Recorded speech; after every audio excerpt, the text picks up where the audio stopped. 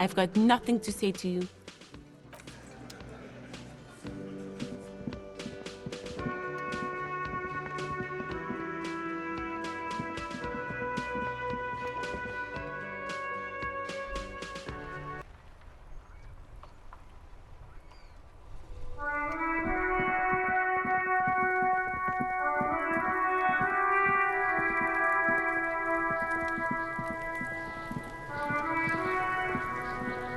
Fuck does Kuno care?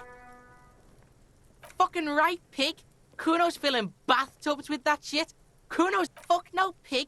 Kuno ain't dealing to the popo. Not doing the pork pen for your sad speed habit. You don't know Kuno. Belying the act, he's actually telling the truth. Or at least 0.00001% of it. He has a little speed. He's got to at least know a source. Look at him. You need to figure this out somehow.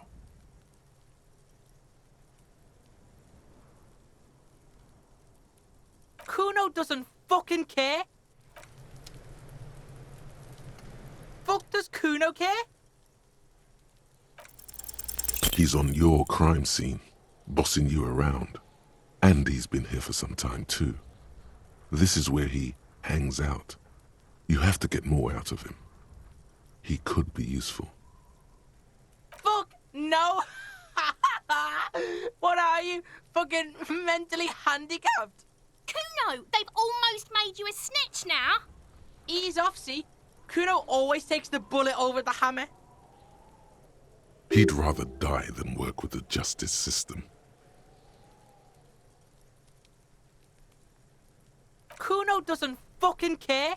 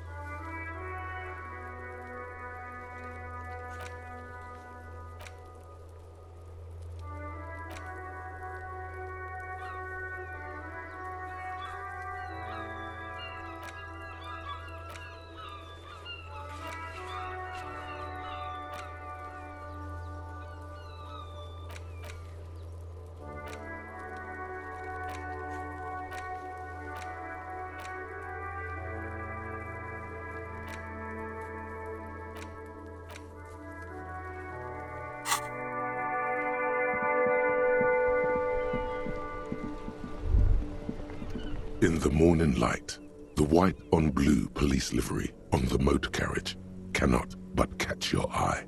Do something important? Something murder-related? There's always something important. Doesn't mean you can't take a moment to admire this piece of machinery. This is a Caprice Canema, the Caprice Motor Corps follow-up to their highly successful workhorse, Caprice 40, and the answer to the Lum's racing breed, Ferv series. With its air-cooled, rear-mounted 12-cylinder compression ignition engine, driving the rear wheels through a 4-speed manual gearbox, the Canema is able to reach 100 kilometers per hour in 13.5 seconds and go on to a top speed of 180 kilometers an hour.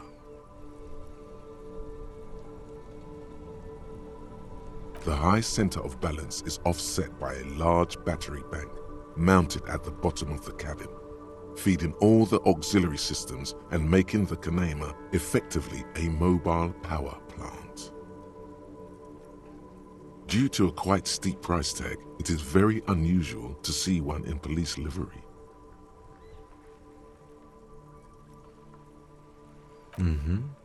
You want to take a closer look? 130. I reckon that's a 7-liter V12 there. Man, that's got to be a major advancement over the KR18GU engine on the old Caprice 40. 7.2. Supercharged. 130. I reckon that's a man, that's got to be a major advancement over the KR18GU engine on the old Caprice 40. Yeah, you know it?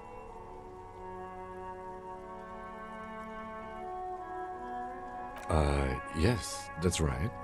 I'm very impressed that you know these things. Yes, an extraordinary machine. It's nice and all, but why so modest? Put some zing into it. Flare it up. Slam it down.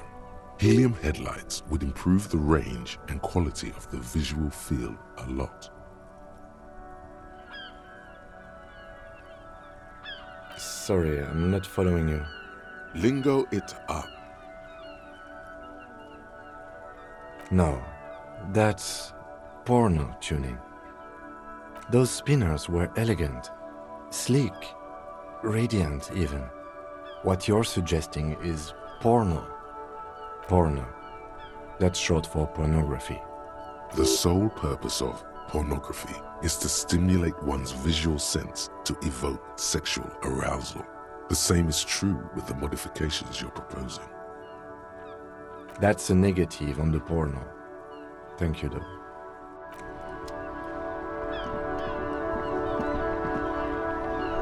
Inside, you see a set of steering levers, a radio microphone, a pull-out toolbox, and the soft glow of the fuel preheater gauge. This is Precinct 57. How may I assist you? Sure, officer. What's the number? And the make of the armor, if you know it. Got it. I'll contact the ICP database immediately. Call back tomorrow. Hopefully they'll have dug up something useful by then. The International Collaboration Police, ICP, is an inter-Isolari law enforcement service, the crown jewel in the moral intern diadem, alongside EPIS and the coalition government. Just a moment, officer. 10-4, come in, officer. Over. Okay, 10-4, sir. I hear you. Relay your question. Over. Wait, before you say anything stupid, think it through. You're going to be looking at a straitjacket if you tell everyone you lost your memory. Be smart about this. Ask if he's there alone. 10-4, sir. I'm not hearing your question. Understood, sir. Over. Roger that. 10-10, over and out. A metallic drawer slides out from under the seat and clicks into place. The toolbox is empty. The pull-out toolbox slides back into its nest. Preheater gauge casts a wall.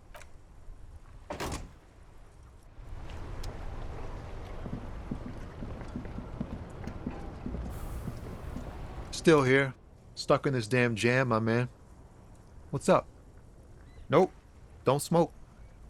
Some of the other drivers do, though. There's still a few around, waiting for the jam to disperse. Yup, nothing wrong with that statement. Your senses have nothing to add. You'll have to ask around else. You could also check the kiosk down the street. Frit. With 3 T's. Rebishaw's weird.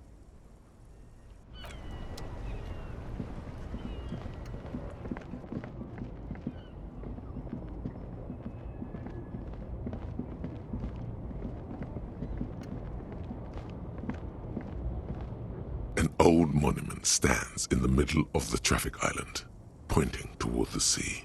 It looks as if it's been reassembled piece by piece, secured and mounted in the air with the aid of numerous ropes and rods. A silver plaque on the statue's pedestal reads, "I am Philip III, the Squanderer, the greatest of the Philippian kings of Revachol, son of Philip II, the opulent, father of Philip IV, the insane." As you look up, you notice something about the statue. There are some odd indentations on the king's chest piece. Something with great kinetic energy seems to have impacted the cuirass, around where the heart is. A bullet? Someone shot him in the heart. Interesting. Okay, I can't see it, but I take your word for it. Well, Martinez is riddled with bullet holes. This place saw a lot of action during the revolution. But the statue is recently renovated, so maybe a joke? Target practice or a political statement? Why not? What this shows us is guns aren't too uncommon here, and people still shoot them, sometimes at kings. The king stands high above you, surveying the bay, mute and indifferent to your sightings.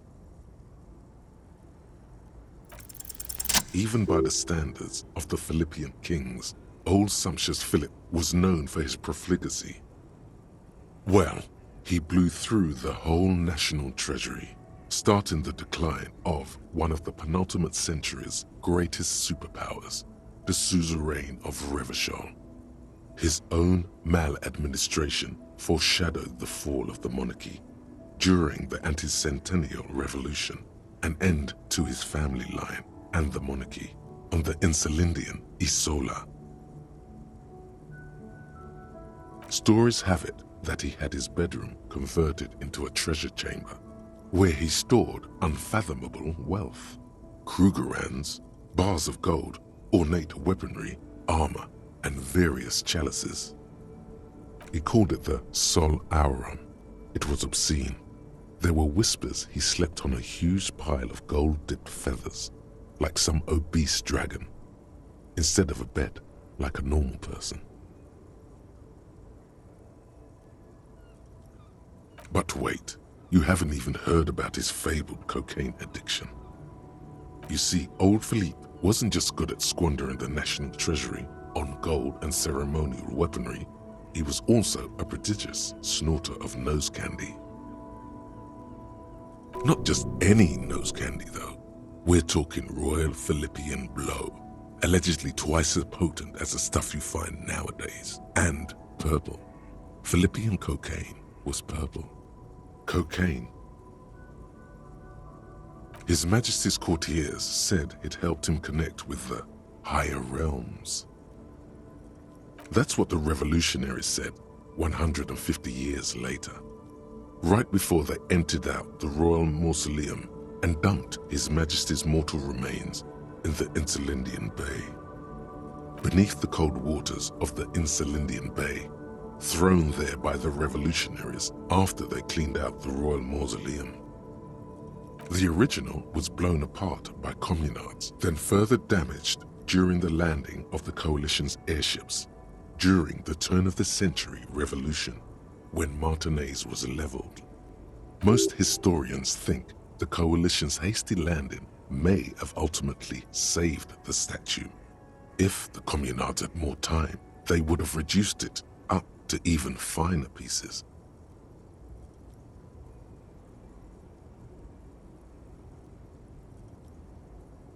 Some years ago, a group of liberal, artistically inclined individuals, designers mostly, thought it would be ironic to restore the statue of the most wasteful ruler of Revachol in the poorest part of the city. The statue is supposed to capture the moment it was blown apart, like an instant frozen in time, a rare butterfly trapped in amber, floating on a sea of shit. People in Martinez tend to disagree, as do many prominent art critics and thought leaders with more nuanced social awareness than the young ironists. Those critics might have it wrong though. There's more to it than just ironism, but you can't say what precisely. Perhaps this art mystery will be solved at a later time. Philip III, the squanderer, however, with his bronze face up in the air, doesn't seem concerned about what the hoi polloi think of him in death. Not that he ever did in life either. Wow, you work hard. Oh yes, you hustle. You're a provider. It's tough out there, but you keep it real and provide. Oh yeah, like a horse, a workhorse, for hard work. Look at yourself. You're a human pedometer. You must have walked 200,000 steps down cracked asphalt, mosaic, sand, and linoleum after you re-emerged. That is the sign of a hustler who never gives up. The world is harsh and people are evil. You didn't make it that way, and you won't let it break you. You ride. That's just what it's like, life and death. But you got gills on your side, baby. Got those black papers with the faces of the innocents on them. You bring in the Franco-Negros and the Solas. It ain't easy, but you do it. Day in and day out. You didn't make the rules, but you won't lose. You're a cop, and a sprinter, and a money printer. You didn't log that in as a donation either. You don't log any of that shit in. You're a straight rider. Yeah, you're in the sales business. Shake 'em for shit and then pawn it off. Law officer style. Sure. And has it been easy? Is life easy? Have you not gone into cardiac arrest? Are you not about to have an anxiety attack or shoot yourself in the mouth? But you still hustle 24/7, ride or die. Now, ask yourself, are you rich? Get out of here. You're a pauper. You work harder than anyone. Almost rode yourself to the grave, and you're still practically a hobo. Why is that?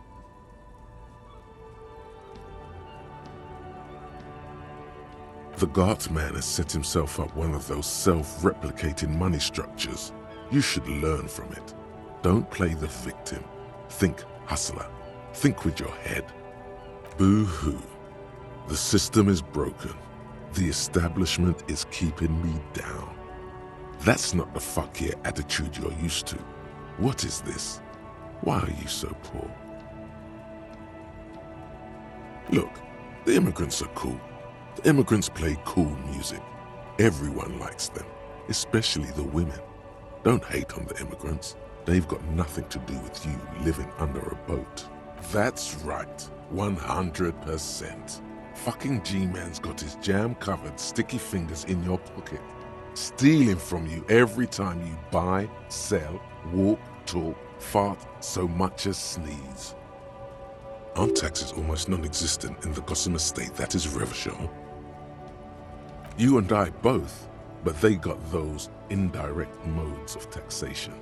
Sales tax, excise duty, extraction tax. This tax that doesn't even have a name. Plus, there's the stuff people in other countries pay for that makes them ask for more money from you here. The Gotham estate's a myth. In total, the coalition government is taking 98% of all your money. Here you go, hustler. Fight the righteous fight. Free the people. Keep it real. Keep it street. Keep foaming at the mouth furiously on the tax issue.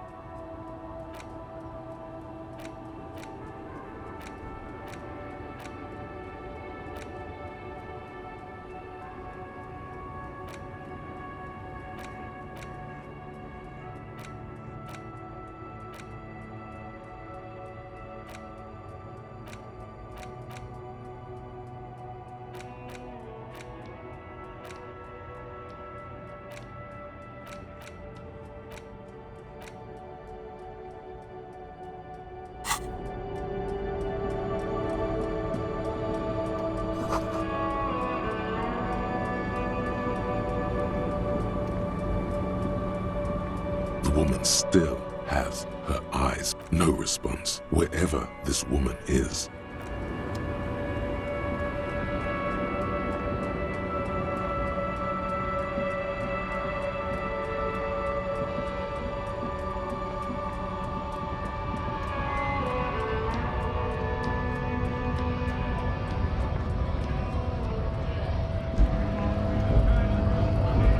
Right to work!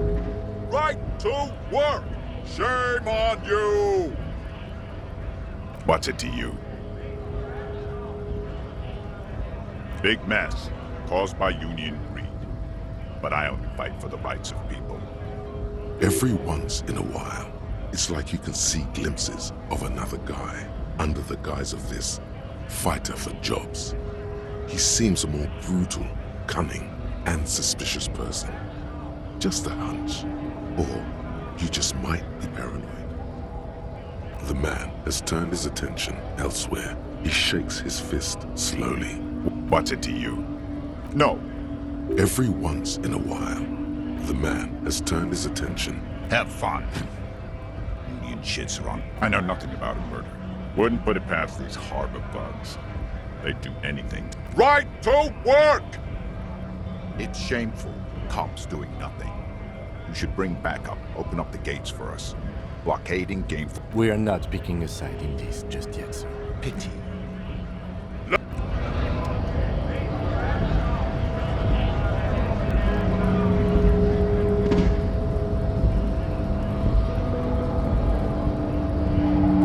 What are wondering, man? How can, serious? He's a chatty guy.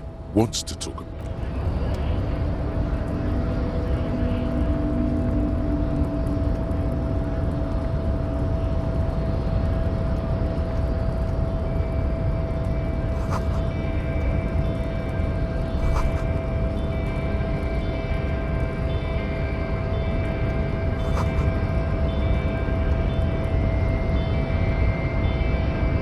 Body continues to betray your degeneracy.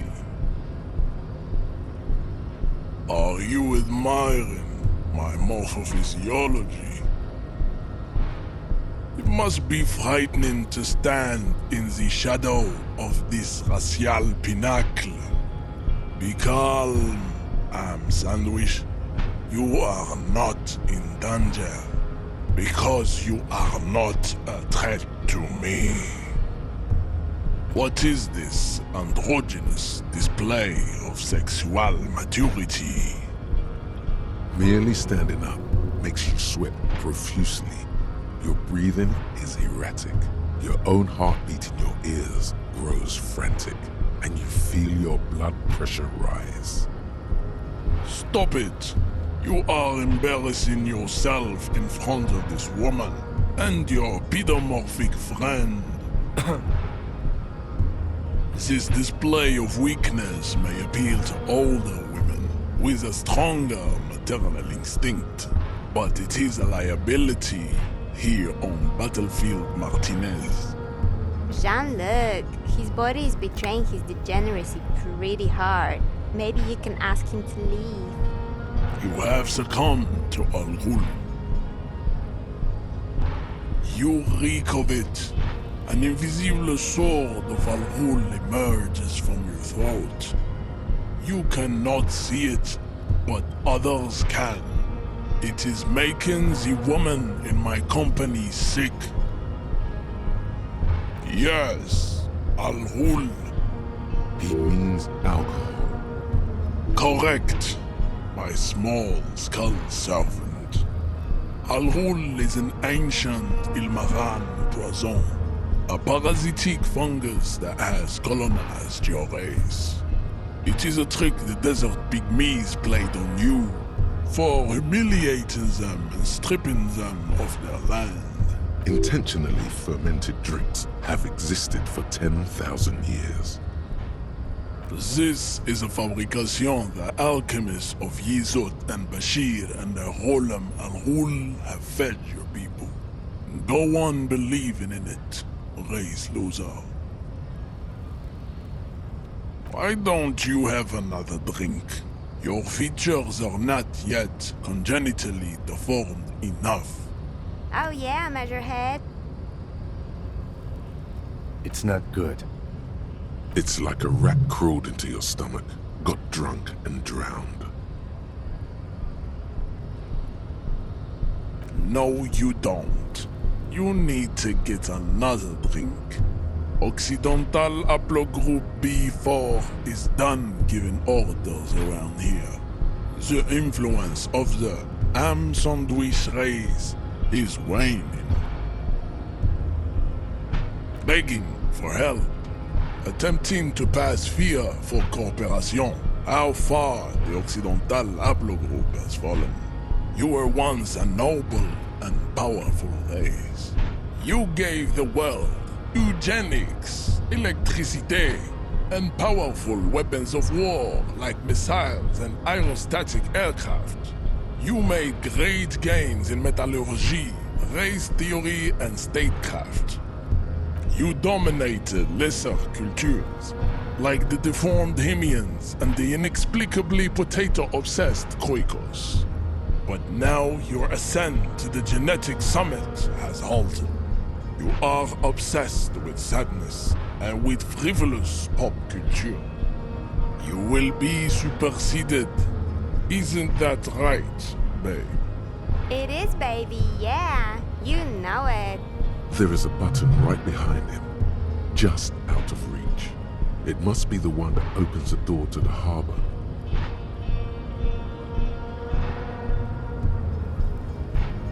It is my task to keep the degenerate drunks from entering the harbor.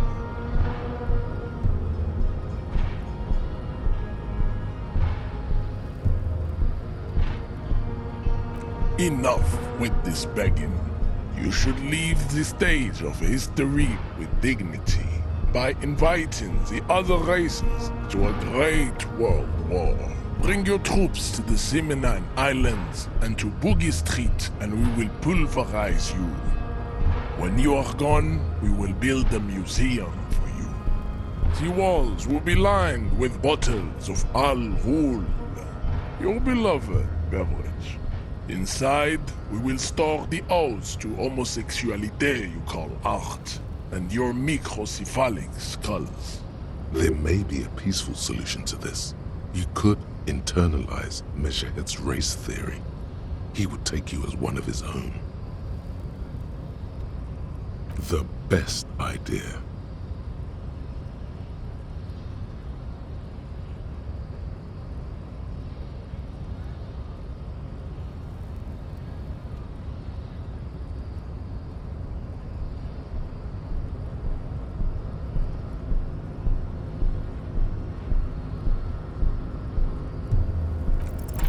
Ask what kind of races there are first. Classification is core to this stuff. Do you?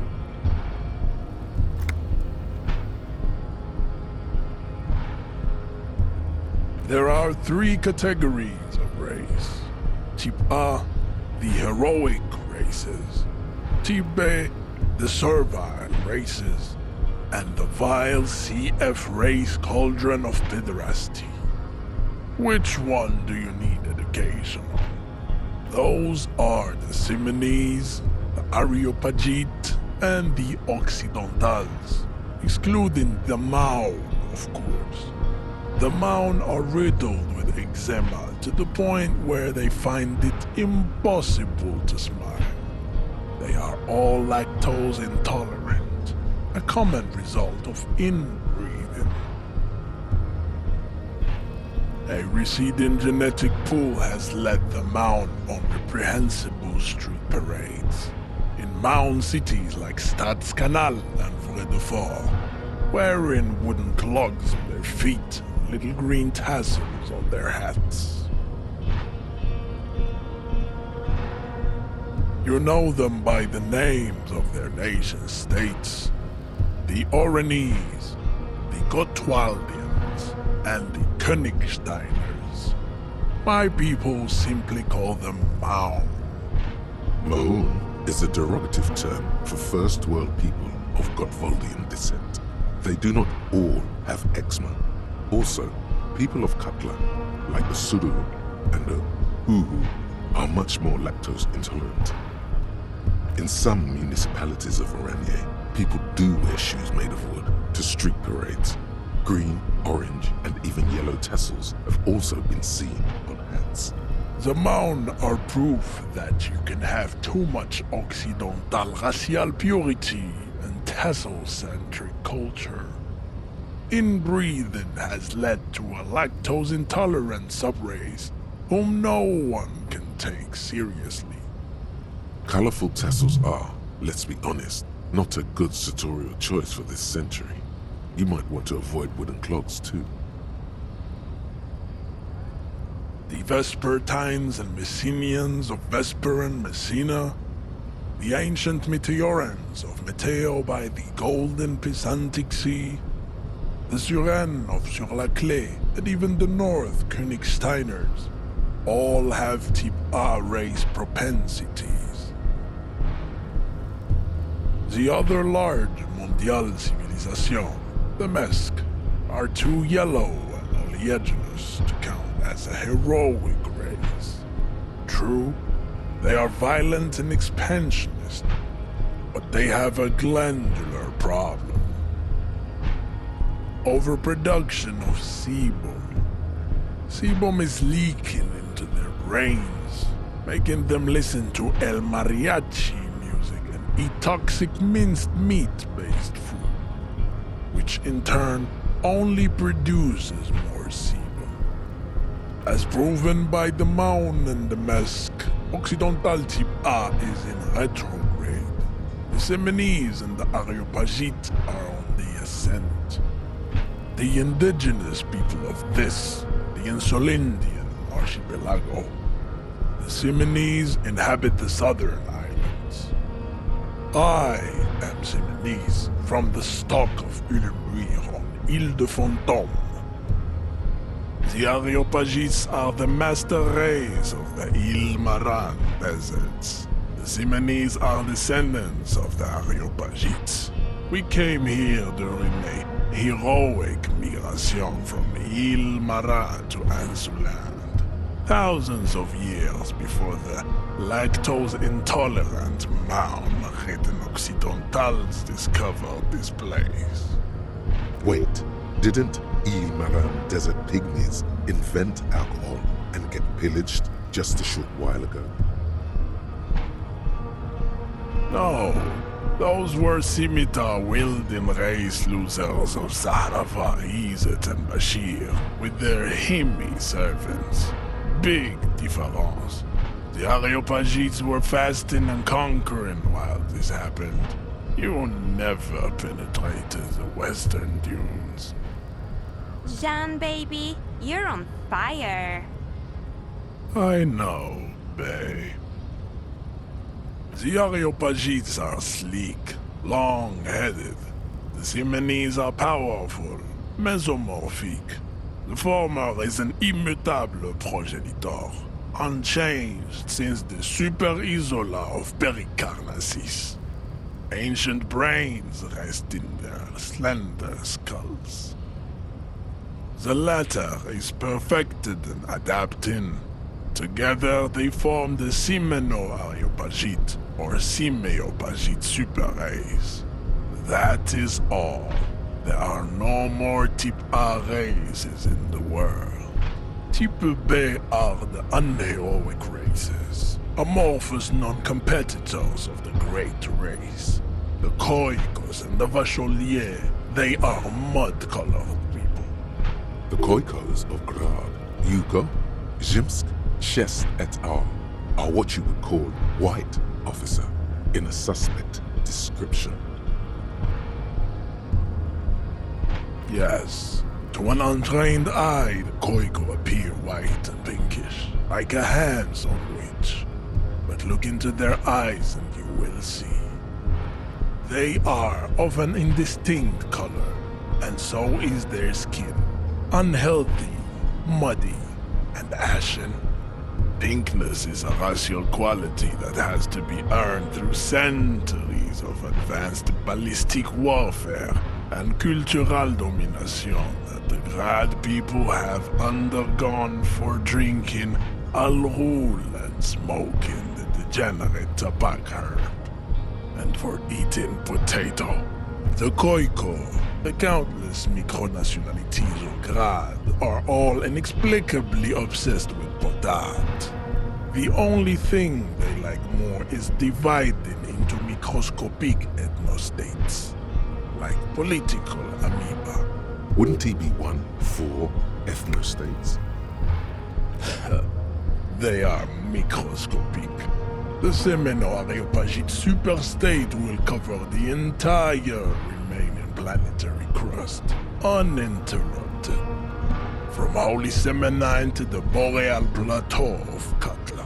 Its leaders will be the genetic epitome of the Semenese and Areopagite stock, elected by nature, not the base inner spoilage called demos. Revacholians, halfway between Type A and the racial called Ron. Two makes to know right from wrong. You tried your degenerate little revolution, which was the single greatest failure committed by humans in our 82,000-year history on this planet. Is it 82,000 years that we've been recording history? You have very little idea of what is happening, but that seems a little off. The mysteries of the people of this planet are a tragedy that has played out countless times over, like a fever dream of skin, hair, and bone. Wake up, naive Chespius.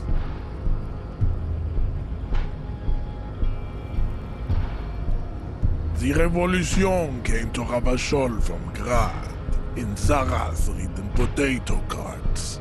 It is literally an illness, a prion disease that leaves the parietal and frontal lobe ridden with holes. A soft, sponge-like mass of dementia, hallucination, and paranoia. The revolution is fatal familial insomnia, a hereditary prion condition passed from the Koiko to the Occidentals. But not sexually. Probably through trade roots and potate acid, the prime component of the potato plant. Enough of type mediocrity. Types CF are a museum of failed chimeric experiments and tragic maladaptations.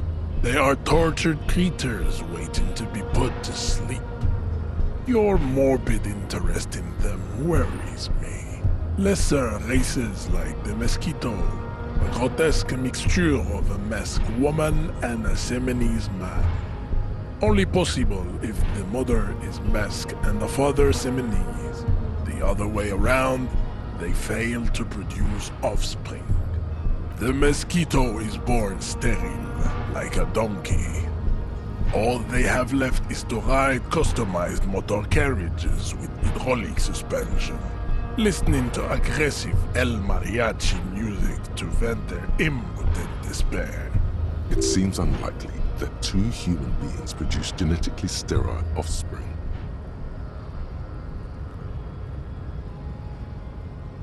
You are right. You have misunderstood.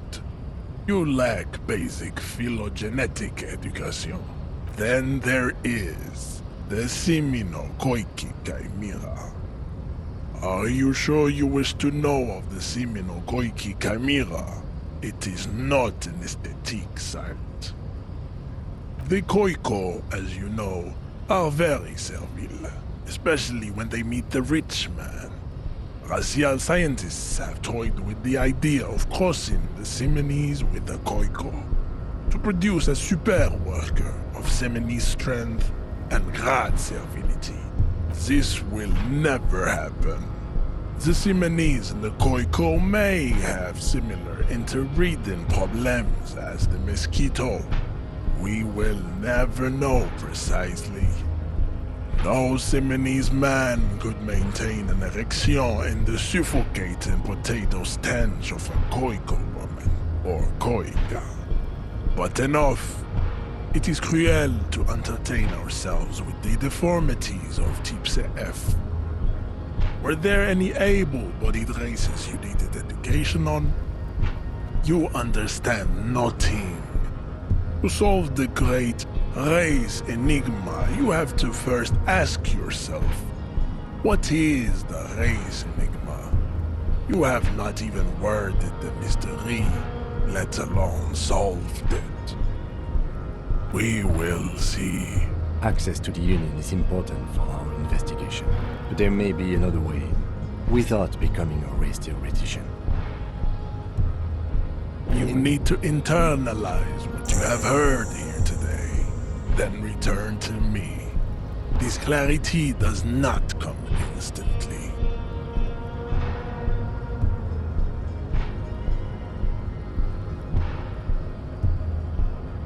I cannot possibly imagine what else we have to discuss, Tibere Vacholian. Your love for disco music and venereal disease?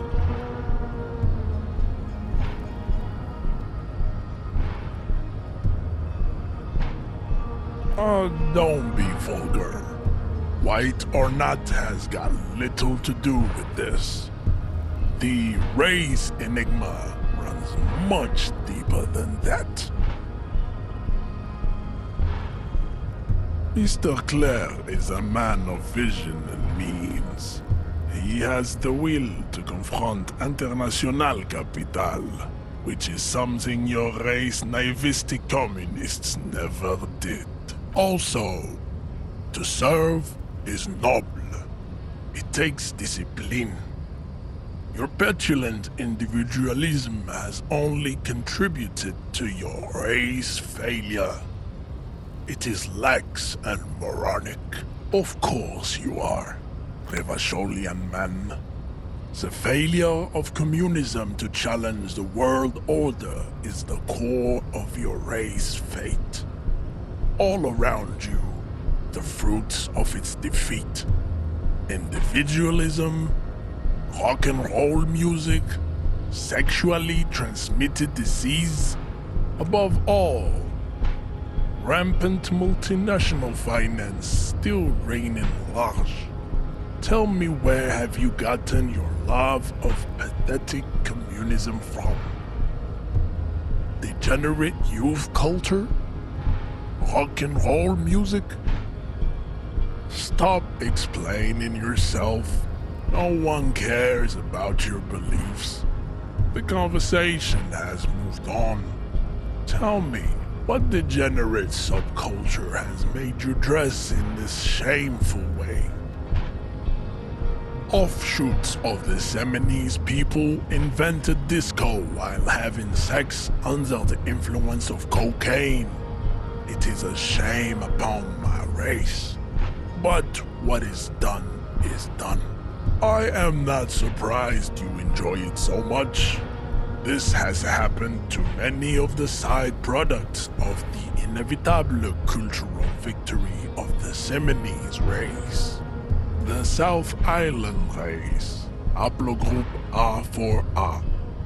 We are the rightful masters of the Insulindian archipelago. We descend from the Areopagites of ancient Pericarnassus and arrived here 4,000 years ago. Millennia before you. We are the future. That is all you need to know. I am a descendant.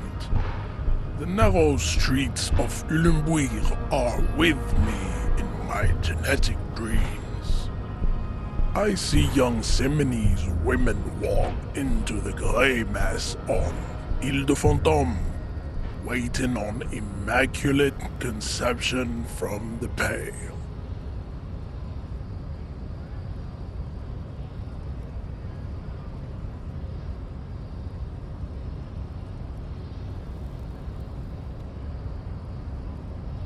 No. I have heard about it on the radio.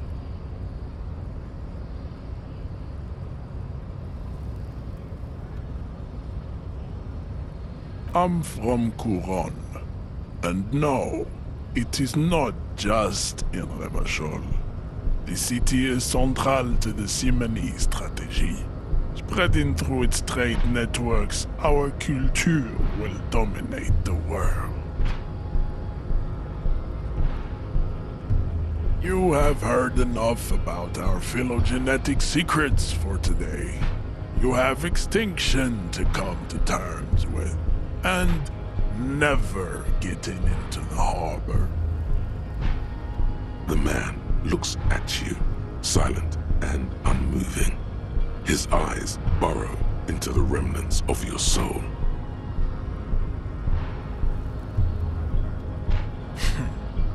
You are not Santiago.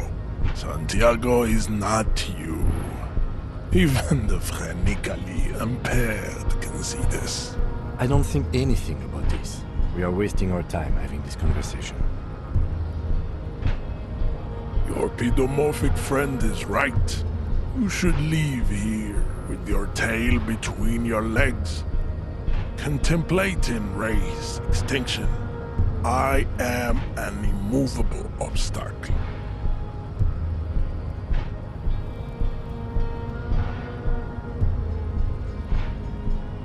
He does not so much as glance at the object.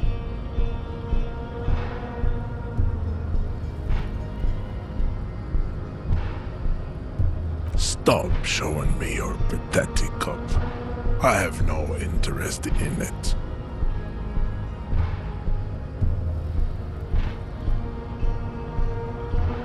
He had nothing to do with it.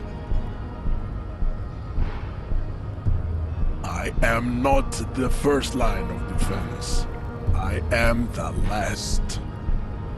In addition, these so-called Hardy Boys are an effeminate clique of bodybuilders. Their company is spiritually degrading.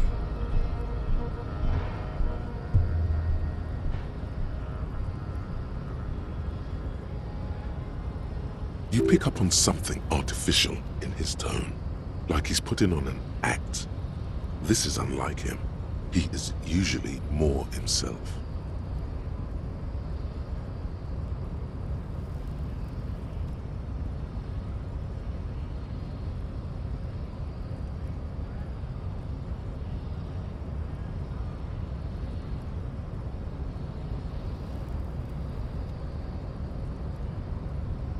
The Hardy manlets are on the pay of the company. I answer to the union alone. And I do this out of race heroism. Finance is an alien concept to the Simonies.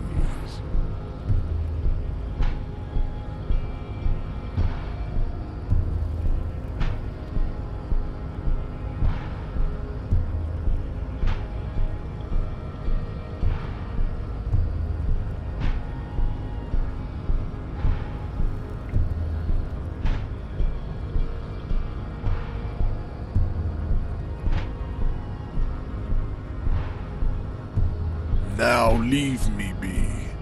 I must luxuriate in the company of my woman.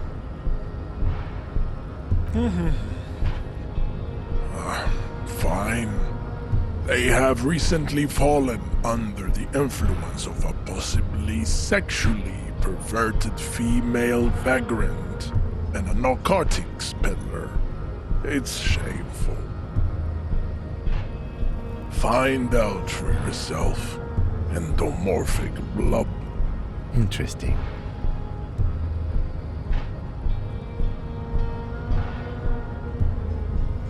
Racists are generally not very good examples of their race. Welcome to Revachol. You hear him yell at a redhead woman visiting the fritter nearby. He must think redheads are immigrants. I am not like them. I am craniometric perfection. I have taken the trouble to permanently draw a phrenology grid on my skull and features. This should dispel any doubt. The drawings are precise and look true to their pseudo-scientific ambitions. One thing, however, it is not entirely free of throwbacks in the phylogenetic tree. His large jaw, for example, could be a trait indicative of criminalism. Also, his earlobes could be small. That atavistic stigmata makes pussy say yes, plenty. Babe, thanks. But I got this.